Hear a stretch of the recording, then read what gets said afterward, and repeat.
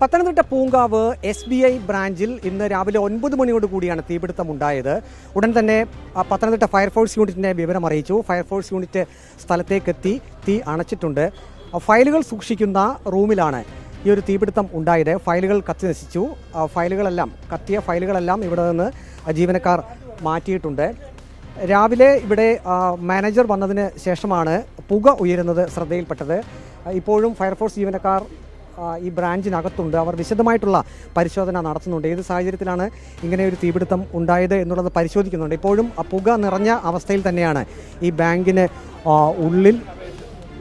ഫയലുകൾ കുറച്ചൊക്കെ കത്തി നശിച്ചിട്ടുണ്ട്. അതെല്ലാം അകത്തു നിന്ന് മാറ്റി പുറത്തേക്ക് മാറ്റിയിട്ടുണ്ട്. ഇപ്പോൾ ഇവിടെ മെയിൻ്റനൻസ് വർക്ക് നടത്തുന്ന ഗിരീഷ് നമ്മോടൊപ്പമുണ്ട്. ഇതെപ്പോഴാണ് ശ്രദ്ധയിൽപ്പെട്ടത്? ഇത് രാവിലെ ഒരു 9 മണിക്ക് ശേഷമാണ് മാനേജർ എന്നെ വിളിക്കുന്നത്. ഇതുപോലെ അലാറം അടിക്കുന്നുണ്ട്, എന്തോ ഒരു തീപിടുത്തം പോലെ തോന്നുന്നു പറഞ്ഞു. ഞാൻ പെട്ടെന്ന് ഇവിടെ വന്നു. 5 മിനിറ്റ് എടുത്തേ ഉള്ളൂ. വന്നു കഴിഞ്ഞപ്പോഴത്തേക്ക് മൊത്തത്തിൽ പുകയാണ്. അകത്ത് കയറി കഴിഞ്ഞപ്പോൾ ഈ ഫയലൊക്കെ ഇരിക്കുന്ന റൂമിൽ ചെറിയ രീതിയിൽ തീയുണ്ട്.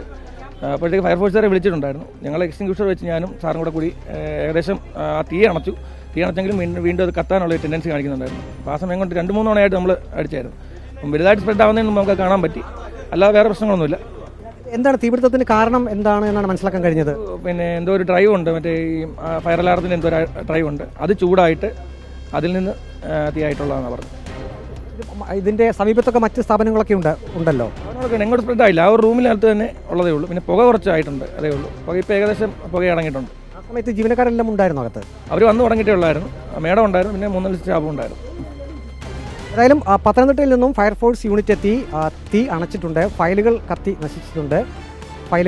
അതെല്ലാം പുറത്തേക്ക് മാറ്റിയിട്ടുണ്ട്. ഏതായാലും ആശങ്കപ്പെടേണ്ട ഒരു സാഹചര്യം നിലവിൽ ഇല്ല. എന്താണ് ഈ ഒരു തീപിടുത്തത്തിന് കാരണം എന്നുള്ളത് അന്വേഷിക്കുന്നു.